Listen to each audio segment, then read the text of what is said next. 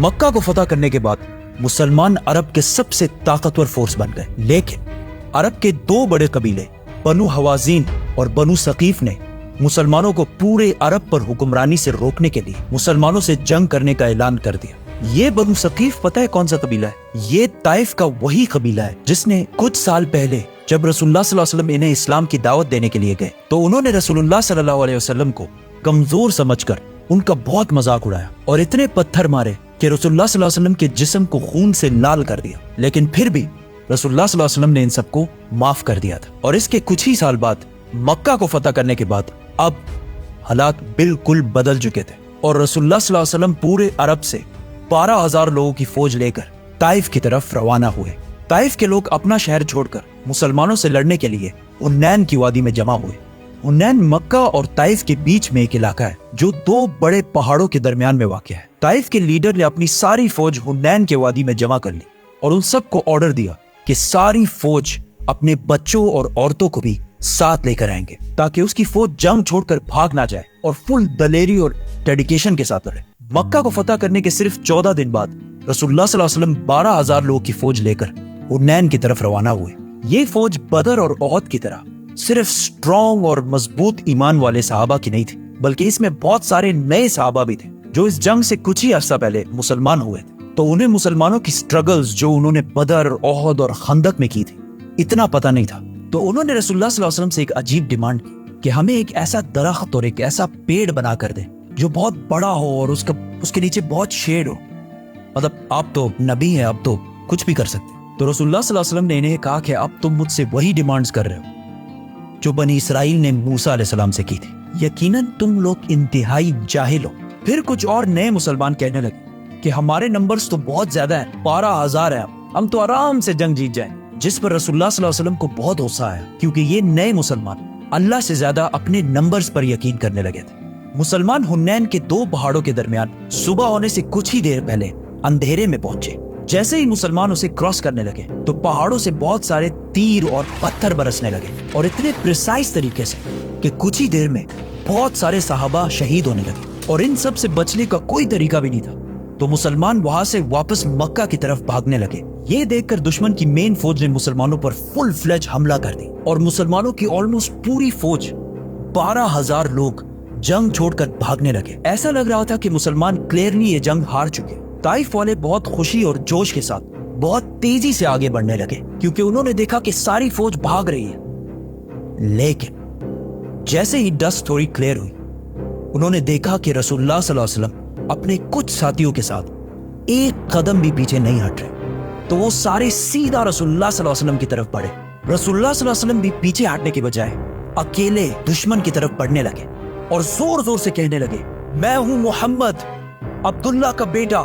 اور اللہ کا رسول۔ اس پر رسول اللہ صلی اللہ علیہ وسلم کے چچا عباس رضی اللہ تعالیٰ عنہ نے رسول اللہ صلی اللہ علیہ وسلم کے اونٹ کو زبردستی روکنے کی کوشش کی تو رسول اللہ صلی اللہ علیہ وسلم اپنے اونٹ سے نیچے اترے اور دوبارہ دشمن کی طرف بڑھنے لگے۔ یہ دیکھ کر حضرت عباس رضی اللہ تعالیٰ عنہ زور زور سے اپنی فوج کو بلانے لگے کہ کہاں جا رہے ہو اللہ کے رسول کو چھوڑ کر، جس پر آہستہ آہستہ پوری فوج کو احساس ہونے لگا کہ اگر آج انہوں نے یہ جنگ چھوڑ دی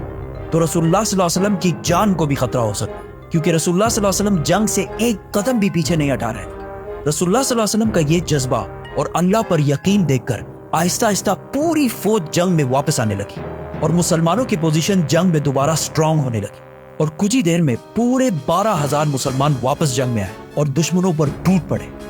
اور طائف والے جنگ چھوڑ کر ہر طرف بھاگنے لگے اور مسلمانوں نے ان کا پیچھا کرنا شروع کیا۔ مسلمانوں کو اس جنگ سے بہت فائدہ ہوا، 6,000 قیدی اور 24,000 کیملز اور گولڈ اور سلور whatever۔ آخر مسلمان ان کا پیچھا کرتے کرتے طائف کے قلعے کے پاس پہنچ گئے، لیکن طائف والوں نے پہلے ہی 1 سال کا خوراک اندر جمع کر کے اپنے آپ کو قلعے میں سیکیور کر لیا تھا۔ مسلمانوں کی بہت کوشش کے باوجود بھی یہ قلعہ فتح نہ ہو سکا، جس کی وجہ سے مسلمانوں نے یہاں پر بہت دن گزارے۔ خالد بن ولید رضی اللہ تعالیٰ عنہ ہر دن قلعے کے سامنے جاتے اور ان کو زور زور سے لڑنے کے لیے چیلنج کرتے، لیکن ایک بندہ بھی ڈر سے باہر نہیں نکلتا۔ ایک دن رسول اللہ صلی اللہ علیہ وسلم نے اعلان کیا کہ طائف میں جتنے بھی غلام ہیں اگر وہ ان کو چھوڑ کر مسلمانوں کو جوائن کر لیں تو وہ انہیں آزاد کر دیں، جس کی وجہ سے آہستہ آہستہ بہت سارے غلام طائف سے مسلمانوں کی طرف آنے لگے۔ آخر رسول اللہ صلی اللہ علیہ وسلم نے فیصلہ کیا کہ اب ان پر اور ٹائم ضائع کرنے کا کوئی فائدہ نہیں کیونکہ یہ اب مسلمانوں کا کچھ بھی نہیں بگاڑ سکتا۔ تو مسلمان وہاں سے واپس مکہ کی طرف روانہ ہو۔ جانے سے پہلے کچھ مسلمانوں نے رسول اللہ صلی اللہ علیہ وسلم سے کہا ویسے بھی ہم واپس جا رہے ہیں، ایٹ لیسٹ ان کے لیے کوئی بدعا تو کرے۔ تو رسول اللہ صلی اللہ علیہ وسلم نے اپنے ہاتھ اٹھائے اور اللہ سے دعا کی کہ اے اللہ، طائف والوں کو میرے پاس مسلمان بنا کر لیا۔ مسلمان واپس آخر مکہ پہنچ گئے۔ اب یہاں مدینہ والوں کو لگ رہا تھا کہ اب رسول اللہ صلی اللہ علیہ وسلم اپنے نیٹو شہر مکہ کو کیپٹل بنائیں گے اور مدینہ والوں کو ہمیشہ کے لیے چھوڑ دیں گے۔ اس جنگ میں جتنا مال مسلمانوں کے ہاتھ آیا تھا اس میں سے بہت بڑا حصہ رسول اللہ صلی اللہ علیہ وسلم نے مکہ والوں کو دے دیا، جو ابھی کچھ ہی دن پہلے مسلمان ہوئے تھے، جس میں 100 اونٹ رسول اللہ صلی اللہ علیہ وسلم نے ابو سفیان کو بھی دیے۔ اور اس سے صرف 1 مہینہ پہلے ابو سفیان مسلمانوں کا سب سے بڑا دشمن سمجھا جاتا۔ جب انہیں 100 اونٹ ملے تو انہوں نے کہا یا رسول اللہ، میرا بیٹا یزید، تو رسول اللہ صلی اللہ علیہ وسلم نے انہیں بھی 100 اونٹ دیے۔ تو انہوں نے کہا یا رسول اللہ، میرا بیٹا معاویہ، تو انہیں بھی 100 اونٹ دیے گئے، جس پر مدینہ والوں کو یہ بات بہت عجیب، اور ان میں سے ایک نے یہ تک کہا کہ ہماری تلواروں سے ان مکہ والوں کا خون ابھی تک ٹپک رہا ہے اور یہاں سارا مال انہی کو دیا جا رہا ہے۔ اور ایک اور شخص نے کہا کہ ہو سکتا ہے یہ رسول اللہ صلی اللہ علیہ وسلم کے اپنے ہیں،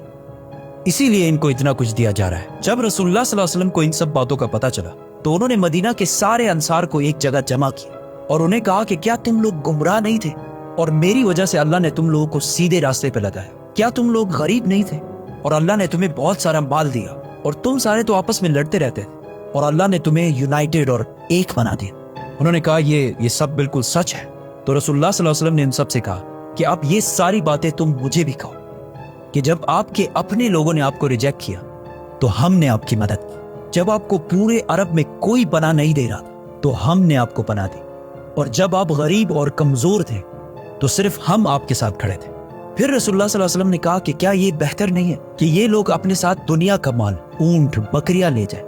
اور تم اپنے ساتھ اللہ کے رسول کو لے جاؤ؟ اور رسول اللہ صلی اللہ علیہ وسلم نے مدینہ والوں کے لیے دعا کی کہ اے اللہ، مدینہ والوں پر رحم فرما اور ان کے بچوں پر رحم فرما اور ان کے بچوں کے بچوں پر بھی رحم فرما۔ یہ سب سن کر مدینہ کے انصار بہت خوش ہوئے، اور اس کے کچھ ہی دن بعد رسول اللہ صلی اللہ علیہ وسلم واپس اپنے کیپٹل مدینہ چلے گئے۔ اور یہ بہت بڑی بات تھی، کیونکہ اگر مدینہ کے انصار صرف اونٹوں اور بکریوں کی ڈیمانڈ کرتے اور رسول اللہ صلی اللہ علیہ وسلم مدینہ کو چھوڑ کر مکہ میں آباد ہو جاتے تو آج تک جتنے بھی لوگ حج کرنے جاتے ہیں وہ صرف مکہ ہی وزٹ کرتے، کیونکہ کعبہ اور روضہ رسول دونوں مکہ میں ہوتے تو مدینہ جانے کی کوئی ضرورت نہیں ہوتی۔ لیکن پچھلے 1400 سال سے مدینہ کی پوری اکانومی صرف اس بات سے چلتی ہے کہ وہاں رسول اللہ صلی اللہ علیہ وسلم کا روزہ مبارک ہے، جس سے ہر سال لاکھوں لوگ پوری دنیا سے مدینہ کی طرف جاتے ہیں اور مدینہ والے بلینز آف ڈالرز کماتے ہیں۔ رسول اللہ صلی اللہ علیہ وسلم نے مدینہ والوں کی اولاد کے لیے جو دعا مانگی تھی وہ اللہ نے اسی طرح پوری کی کہ مدینہ والے پچھلے 50 جنریشنز تک بالکل امن اور ایک سٹیبل اکانومی میں رہتے ہیں۔ اور ایک سٹیبل اکانومی کتنی ضروری ہوتی ہے یہ پاکستانیوں سے بہتر کسی کو پتہ نہیں ہو، اور مدینہ کی یہ سٹیبلٹی قیامت تک چلتی رہے گی۔ حنین کی جنگ رسول اللہ صلی اللہ علیہ وسلم کی عربیوں سے آخری جنگ تھی۔ عرب کی آپس میں جو سول وار بدر کے میدان سے شروع ہوئی تھی وہ حنین کی جنگ میں آخر کار ختم ہوئی، اور اس کے بعد پورے عرب میں امن اور پیس کا ٹائم شروع ہوا۔ لیکن اس بار عرب کے لیڈرز مسلمان تھے۔ طائف کے لوگوں نے دیکھا کہ جب سائڈ میں سارے قبیلے مسلمان ہو رہے تو وہ بھی خود ہی